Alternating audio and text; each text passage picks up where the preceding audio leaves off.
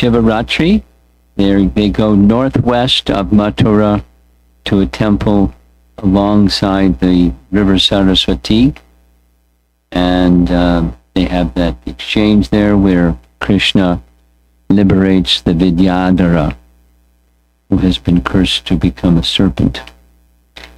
Same chapter, they come back to Vrindavan, is the Holy Festival.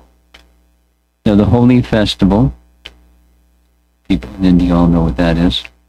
It's the same Purnima as Gaura Purnima, the month of Phalgun. So, the scene is Krishna and Balaram have gone to a remote place. It's somewhere east of Govardhan Hill and south of Mathura. East of Govardhan Hill and south of Mathura.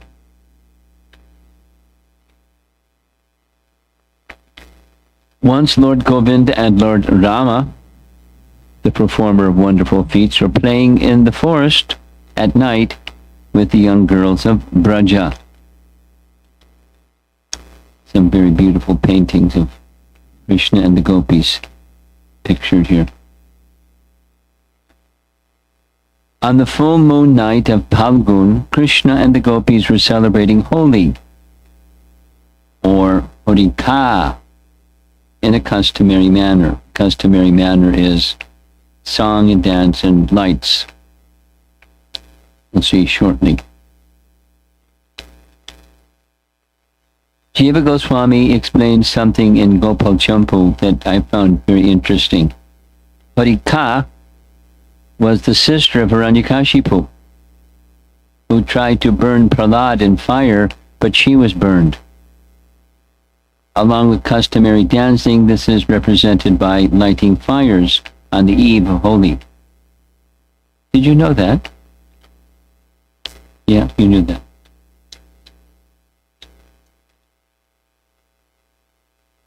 The two lords praised the nightfall,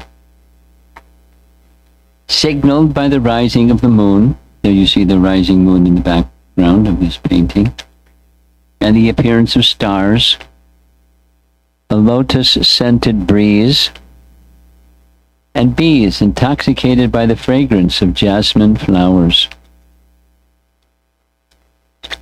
This is another nice drawing. Krishna's dancing in the background. You can see the moon of this full moon, and the gopis are charmed by his dancing skills.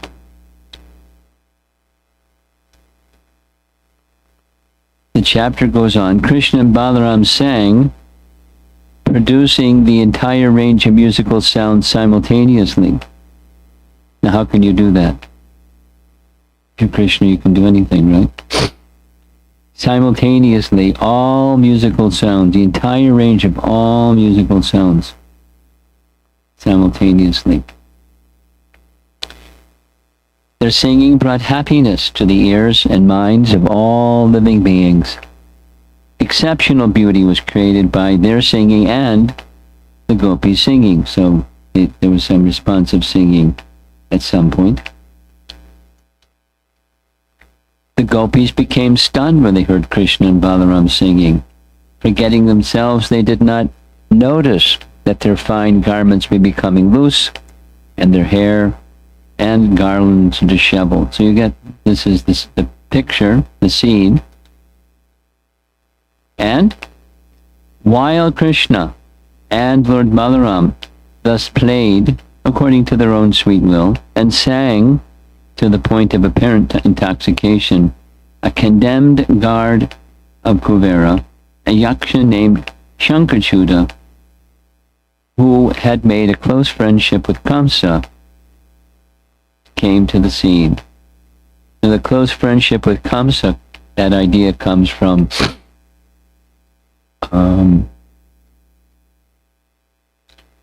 Garga Samhita.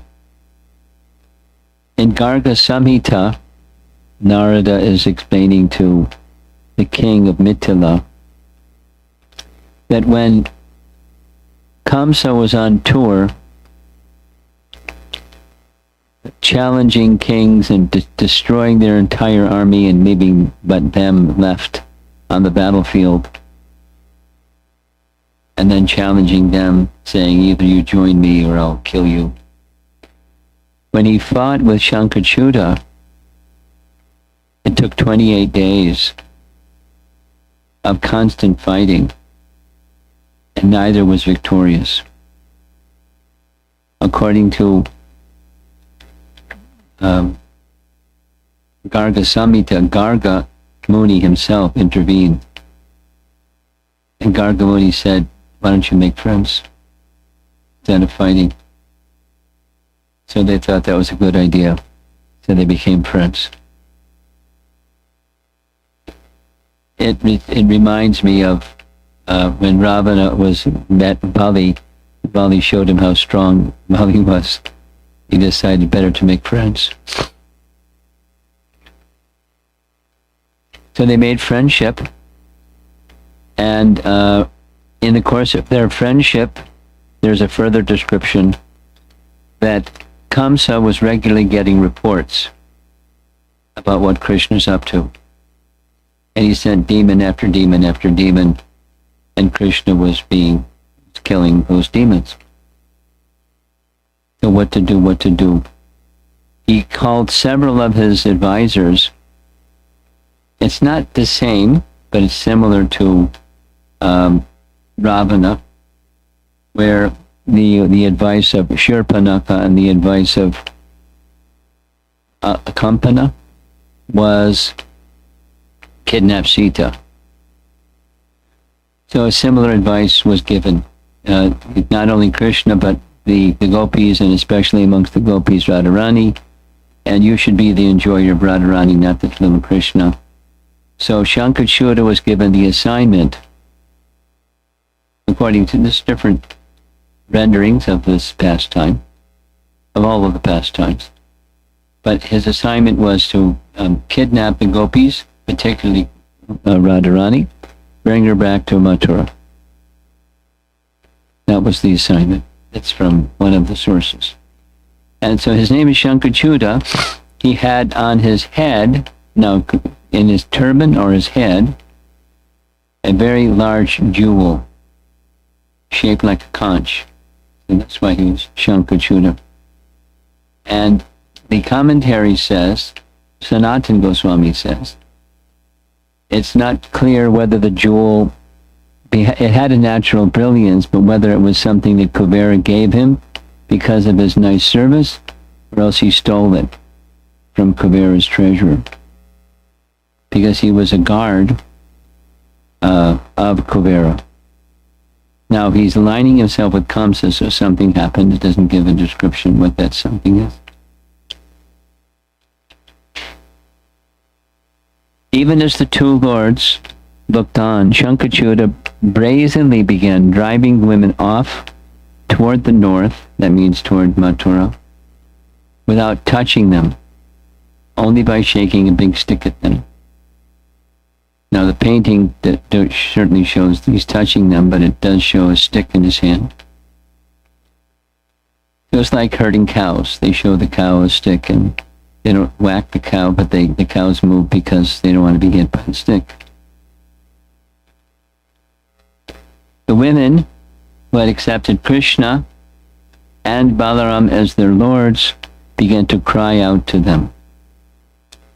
You see in the background, there's Krishna and Balaram, and they have a big stick. It's more than a big stick, they have a trunk of a tree, a sal tree, both of them. In Lalita Madhava, which is Rupa Goswami's rendering, it was not a group of gopis, but it was only one gopi, namely Radha, who was taken by Sankhacuda.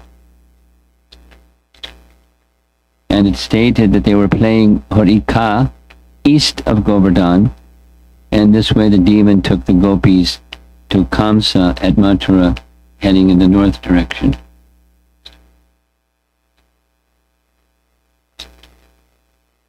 Hearing their devotees crying out Krishna, Rama. And seeing that they were just like cows being stolen by a thief, Krishna and Balaram began to run after the demon. The Lord called out in reply, "Do not fear." Twice. Do not fear. They picked up logs of shal trees and quickly pursued the lowest of the guyakas. Now, guyakas is one of those terms that indicates yakshas. They're not exactly the same, but they're quite similar. Sometimes the terms are used interchangeably. Kuvera is the lord of the yakshas. And Sankhacuda had some connection with the yakshas and some connection with Kuvera. It's called a fallen guard of Kuveras. Balaram, the inspirer, said, "Kill him quickly." And Krishna, the inspired, said, "Yes, I will kill him." Very simple exchange. When Sankhacuda saw both of them coming toward him, like the personified forces of time and death, because time is the destroyer and death is the destroyer, or death is the destroyed. That's why this language that was being used, inspire and the inspired, is like when Ravana came to Yamaraj's abode to confront Yamaraj and engage in battle. There were two. There was death personified and Yamaraj. Now Yamaraj is not death personified, but he's the time energy that destroys things. Anyways, there's these two go together, Krishna and Balaram. Time and death. He was filled with anxiety. Confused, he abandoned the women and fled for his life. And it's a long chase. Lord Govinda chased the demon wherever he ran, eager to take his crest jewel. Meanwhile, Lord Balaram stayed with the women to protect them. The mighty Lord overtook Sankhacuda from a great distance, as if from nearby, and then, with his fist, the Lord removed the wicked demon's head, together with his precious jewel. Having thus killed the demon Sankhacuda and taken away his shining jewel, Lord Krishna gave it to his elder brother with great satisfaction as the gopis watched. Now there's some descriptions that he was a very well-dressed personality, and some descriptions are that he was very fierce-looking, rakshasa, ghostly, scary-looking person. Different descriptions of what he looked like. And Krishna let him have it, and as his turban fell off, you see the conch-shaped jewel. And this is the lead image from this whole presentation, without words covering it. What does that say along the side? Sankhacuda. Sankhacuda, what else? What is it? Deliverance. Okay, deliverance.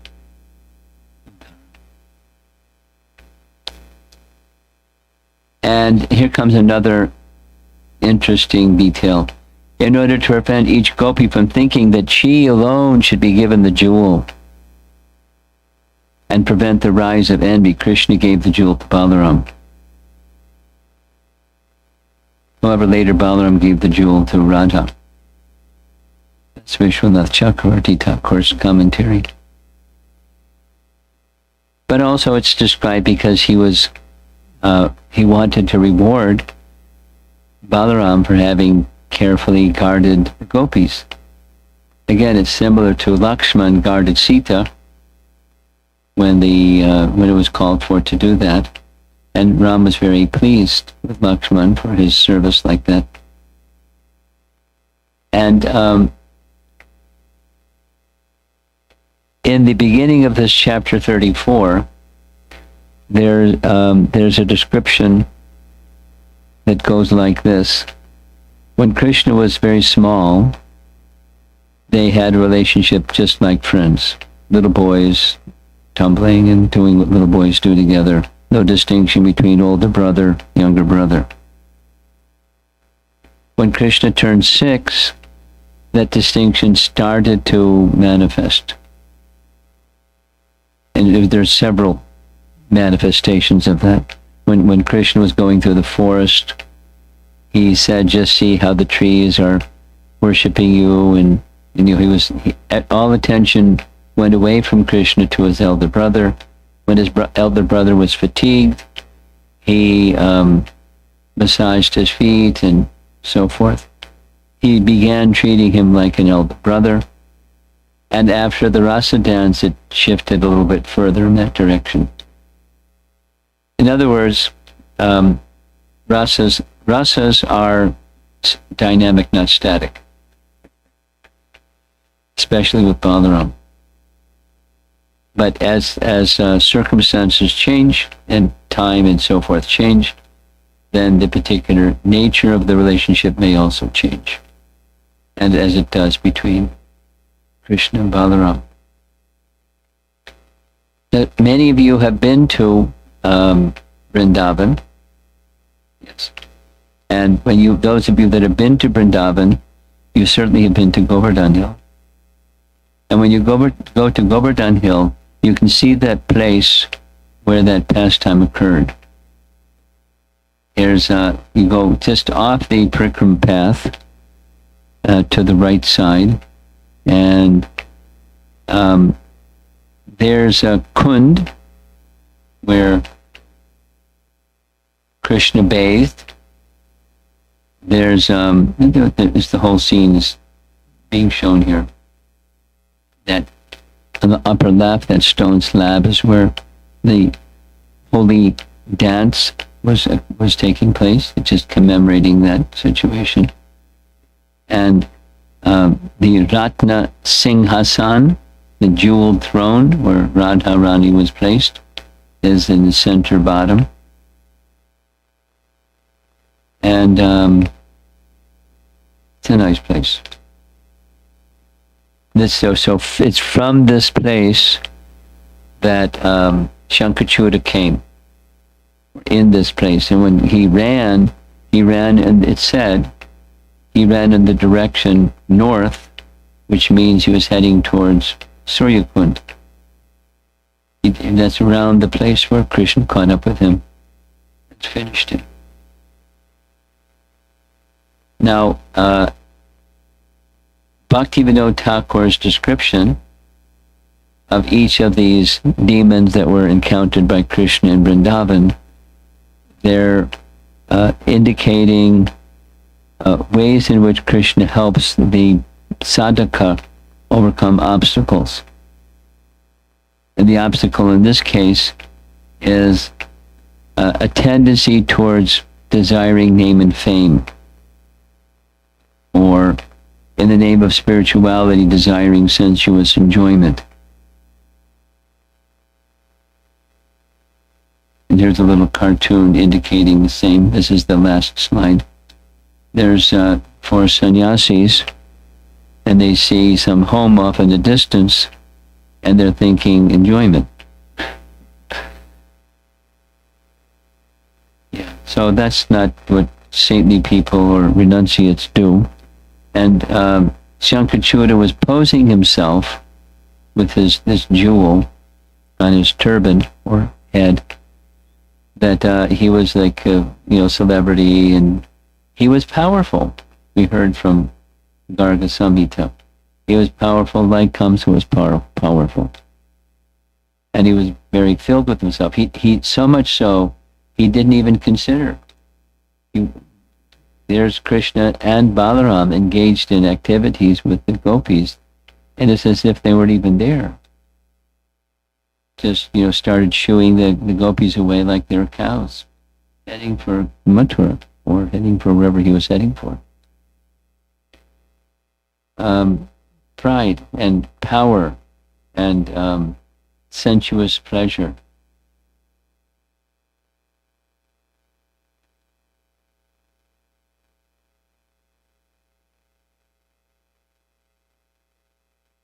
Yeah.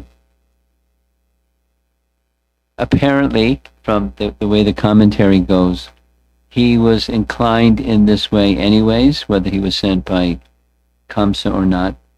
He had, because of his power and this and that, he was inclined towards sensuous enjoyment.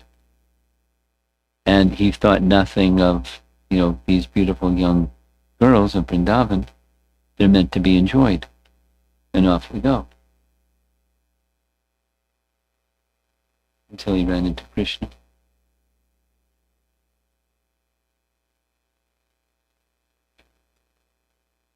Now, I can't recall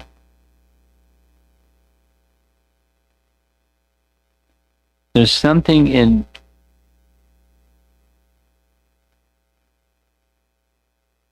faint memory, and I didn't look it up. Some faint memory of this jewel that was on his hood or on his turban having something to do with the Shamataka jewel or the Kastuba gem or something like that. I think I'll do that little research another time. So that's the Sankhacuda story. It's a half a chapter. And Krishna's in the same, there's a flow of mood from the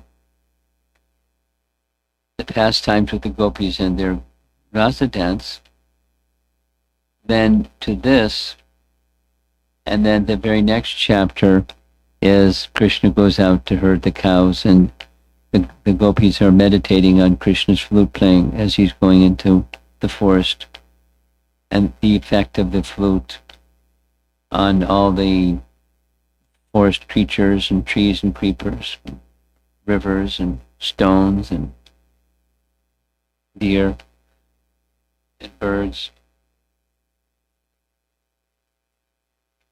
The love of the gopis has strongly evolved, spiked, become very, very prominent in his pastimes. So he's still with the cowherd boys because he's still a cowherd boy, and there's still some exchanges with his with the elders, like in this very same chapter with rescuing Nanda Maharaj from the serpent. But the focus is, of course, it's all rasas moving, but it's the major focus starts now to go to the gopis. And it's very wonderful. I'm just noticing, I did see it before. On that lady's turban is a $sign.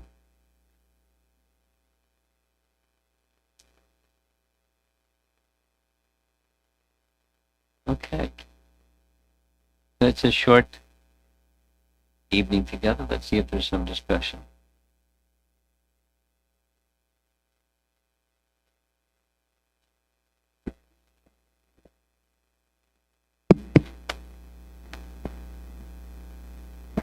So Maharaj, I was thinking that here it writes under the plea of devotion. So in Sankhacuda's case, what was the portion of devotion? What was there was no devotion. No, there was no devotion, but it's imitation, prosperity or well-being or prestige, like that.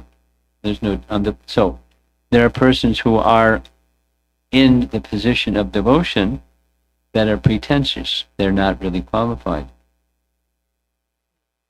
That's where, so it plays its, in the life of a neophyte, where there's some desire to become devotional. Sometimes there's a imitation devotion. when really the interest is something else. That's where the devotion message comes in for sadhaka. So rather than pretentious, Krishna will help protect from pretentious devotion. But Sankhacuda is not interested in devotion. He's devoted to Kuvera, or was at least. Go ahead. So second question I had, Maharaj, that he was doing it for Kamsa, right? So, or he was trying to do sense enjoyment. But there's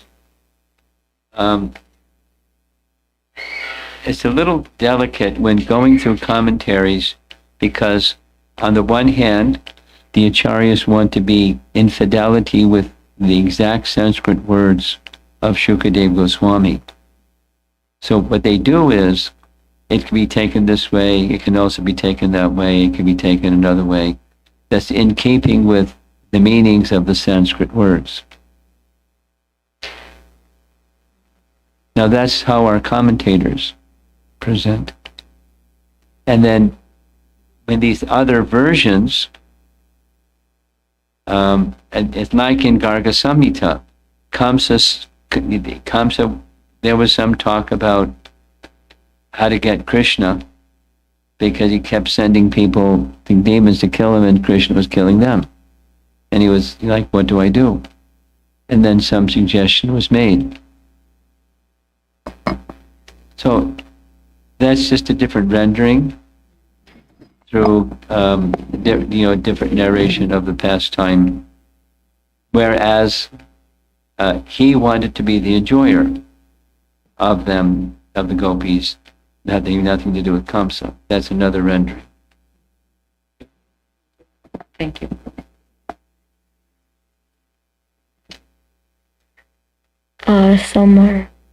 Mass? So Maharaj, my question was, where did Sankhacuda get that jewel from? That's a good question. And there's two answers that are provided by our acharyas.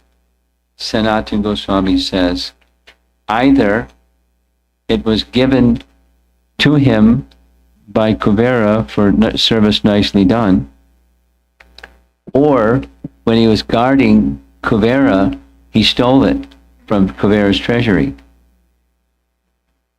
That's where the jewel came from. Thank you, Maharaj.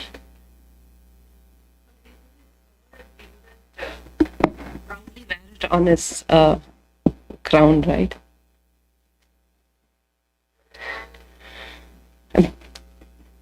Just an opinion.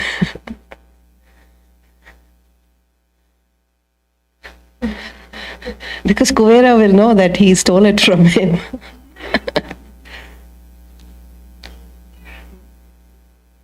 That's reasonable. But then, he may find himself to be so proud he doesn't mind. He's very powerful. I mean, he can defeat Kamsa, or he can be equal to Kamsa. So he may not have any fear of Kuvera.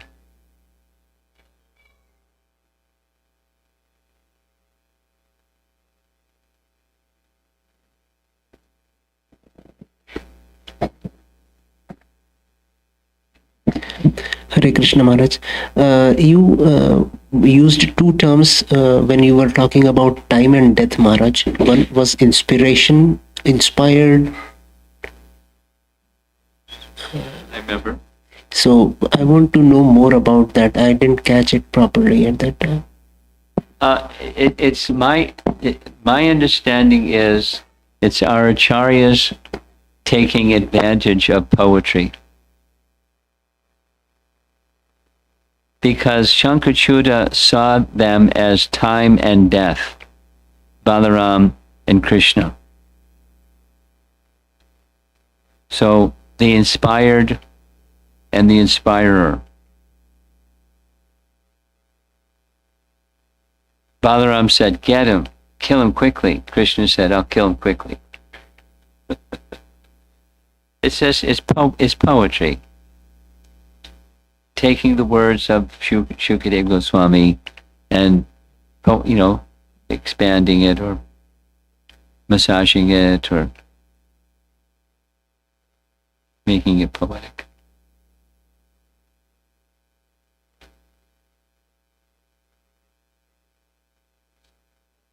Okay.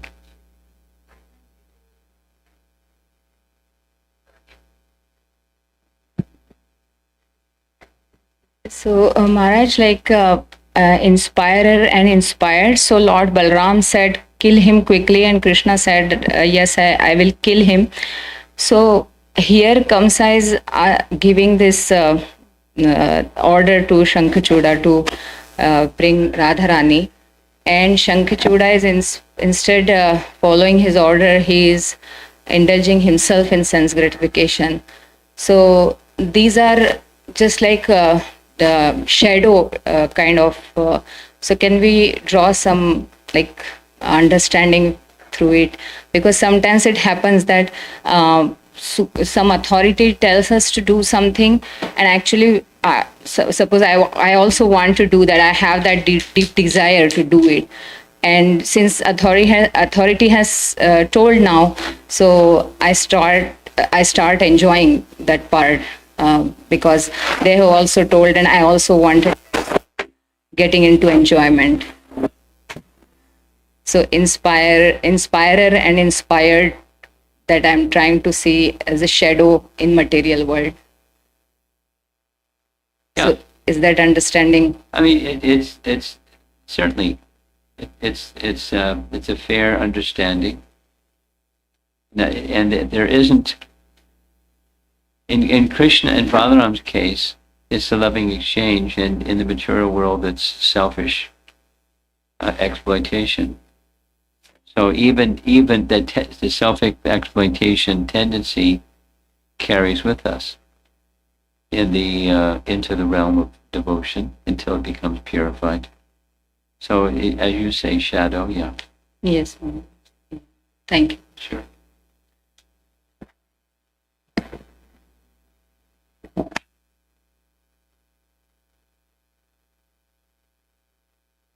Okay. Okay, so thank you very much, Prabhupada.